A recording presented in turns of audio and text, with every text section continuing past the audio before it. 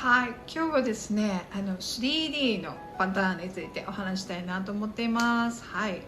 結構ね、皆さんよく耳にするんじゃないかなと思うんですね。大体ブランドさんとかだと2種類ぐらい 3D のパターンのソフトの会社さんあるかなと思うんですけど、あんまり内容とか、実際使ったら何がいいのかなってよくわからない方いらっしゃるかなと思うので、そこを簡単にメリットを5つ説明していきたいなと思います。今ですね、アパレルの売り上げで結構下がっちゃって大変な方多いかなと思うんですね。でそういった中で特に企業の所属されている、役職のついている方とかって役員の社長さんとか株主さんから、どうやったら売り上げが取れるかというよりかはいかに効率的にやるかということを、指摘されるケースが多いんじゃないかなと思います。そういった時に、こういうデジタル化の代表格としてお話ができる内容かなと思いますので、ぜひご覧ください。はい、まず1つ目のポイントですね、効率できるものとしては素材の選定、これが効率化できます。それから2つ目はデザインの選定、これも効率化できます。それから3つ目はカラーの選定、これも効率化できます。はい、ここの3つさえね効率化できれば企画面のなんかプロジェクトとしては結構お話ししやすいんじゃないかなと思うんですよね。はい、で素材の選定なんですけど、簡単に言うとですね、じゃあシミュレーションで立体で起こした時に、素材がハリハリの面の、ツイルのバージョンと、あと合線でサテンで柔らかいバージョンっていうのが同じギャザースカートのパターンデータでも、ボタン1個でですねこうくるっとすぐ見ることができます。なのでサンプルを作らずに、事前に判断することができるので、素材を2素材サンプル使わなくても1つに絞り込むことができるので効率的かなと思います。はい、でそれから2つ目のデザインの選定、これもですね、そのままなんですけど、デザインをですね A と B と悩んでいる時に2つともサンプル使わなくても、立体的なもので、A か B か先に選定してそれで進行すれば、それも効率化になるかなと思います。よく誤解されやすいんですけど、3D のソフトってでも最低でもですね 2D の CAD パターン要はパターンのデータは必要なので、デザインのサンプルまでは作らなくてもパターンデータまでは作る必要があります。はい、でもすごい効率的ですよね。作らないで済みますから。はい、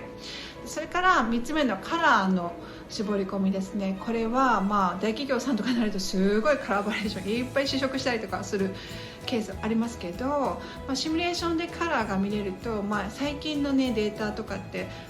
有名なね某会社さんとかって記事のソフトの別のね有名なソフトあるじゃないですか。パターンも3D のパターンのソフトに取り込むことができるんですよ。だからかなりリアルな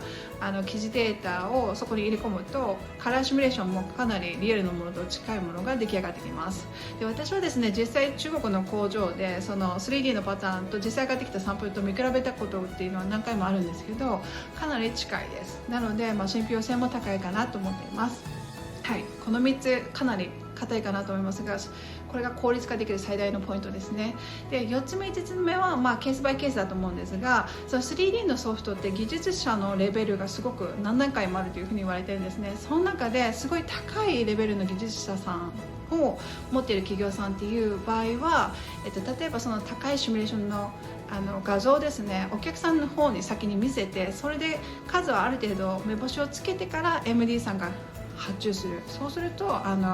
ロスもかなり減りますし、目安がつくのでね、本当に効率的かなと思います。在庫が残らないので効率的ですよね。はい、で最後5つ目なんですが、これは最近流行りで SNS なんかでよく拡散しているデジタルのファッションショーとかありますよね。マネキンさんが人間じゃなくてデジタルでもすごいリアルなね、ご存知ですだと思うんですけど、ニュースとかにもなってますけど、ああいったリアルなデジタルのなんですかアニメーションがファッションショーを行ったりとかするケースですね。でそういった専用の広告会社さんとか代理店さんみたいなのもすごく今勢いがあるというふうに聞いてるので、リアルなファッションショーっていうのは例えば5000万円とか1億とか分かんない、すごくお金かかると思うんですけど、それよりかは人件費とか、あと全体の労力っていうのは絞られて効率的なんじゃないかなというふうに思います。はい、以上がですね3D パターンのお話でした。なんか効率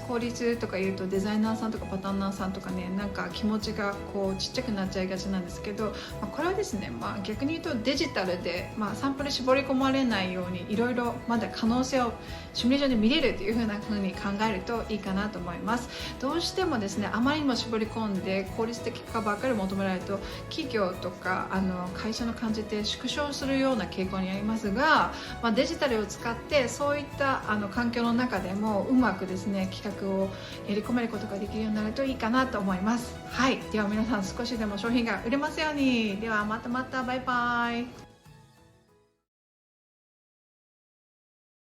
アキュージャパン